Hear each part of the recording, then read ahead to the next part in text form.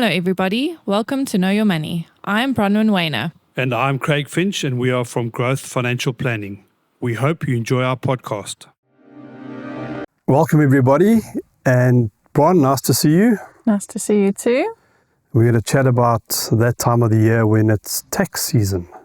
Yes. So we were chatting the other day saying we must consider topping up your retirement annuities and your tax-free savings accounts, which is a very good time of the year to have a look at those products and see if you're on track for your retirement and what else needs to be done to maximize your tax for the year. Yes. Yeah, so this is a very good time because at the end of February, the tax year ends in South Africa, and SARS will look at what you've contributed to your RA for the year and also for your tax-free savings for the year. And there's certain allowances that certain amounts that you're allowed to put in. And you can top up your retirement annuity with a lump sum, or you could say, well, my debit order is running nicely, let's up it to make sure that I'm in line for the next year. And I think it's a very good time to meet with your financial planner and look at specifically your tax situation on those two products. Absolutely. And I think if we break those up into two separate things, the tax-free savings account, so every person is allowed to put 36,000 Rand away a year. The cap is 500,000, but that would take you about, I think, it's between 14 and 16 years to get to that. Correct. And what we advise our clients to do, often people are using their tax-free savings accounts in like their bank accounts and taking that money and using it all the time. And the actual benefit of a tax-free savings account is that it's more about the growth than about the contributions. So the longer you can leave that money in there and allow it to grow, the more you're going to benefit, because however it grows is completely tax-free. So that is one of our recommendations for clients, to always check just before Feb, have you contributed the max 36,000 or any amount into tax-free savings?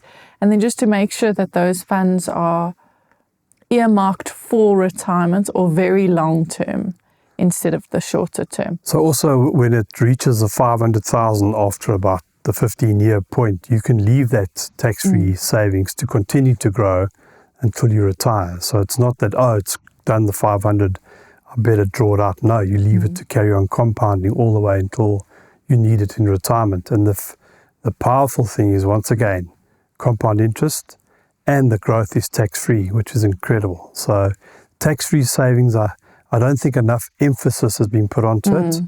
And even if you can't do the full 36,000, you don't have to do a lump sum. You just make sure you've got a debit order running into a tax-free investment. If you can't do the full 3,000 Rand per month, that's also okay.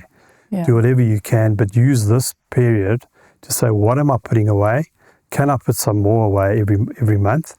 Just allocate more to your tax-free savings, because they are brilliant products. And some of the companies have a beneficiary nomination as well. So if anything happens to you, it'll go directly to your beneficiaries, which is a fantastic option to put on your plan.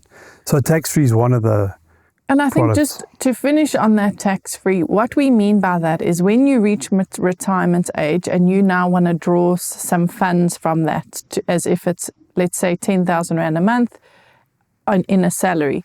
If you were to take that out of an endowment or out of your money market account or out of your retirement annuity, all of those things have different ways that needs to be taxed. So for example, if you wanted the 10,000, you might actually have to be drawing 11 or 12, depending on the investment vehicle you're in. Correct. Whereas in the tax-free savings account, you draw 10, that is what you get, no matter what the growth is. So that's where we're saying leave that for later on when it needs to be sort of an income. And then the second one, which we do recommend, is the retirement annuities. Do you want to maybe just explain a little on that? Yeah, the powerful thing about retirement annuities is the fact that it's tax deductible. There are limits. We won't go into all of them. We've done those in previous episodes, and definitely you need to chat to your financial planner to see what your limits are. But there are also advantages if you go over your allowed and you have disallowed contributions, which is very, very powerful.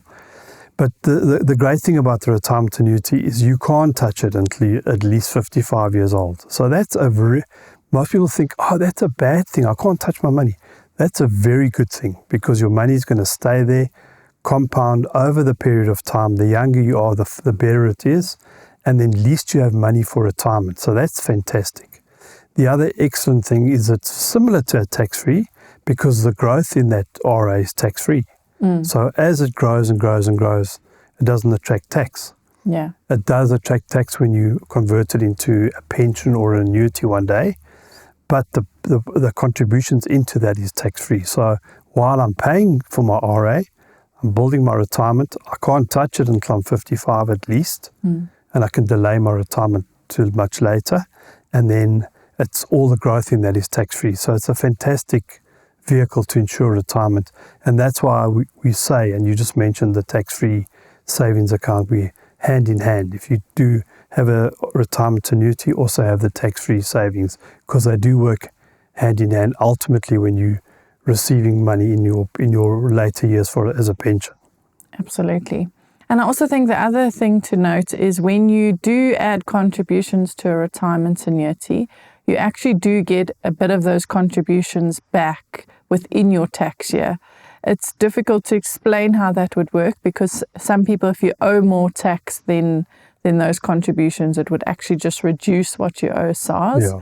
But for example, if everything else was normal and you put money into a retirement annuity, when you do your tax return, you can get a portion of that back, which you can then reinvest into either your tax-free savings account or back into your RA.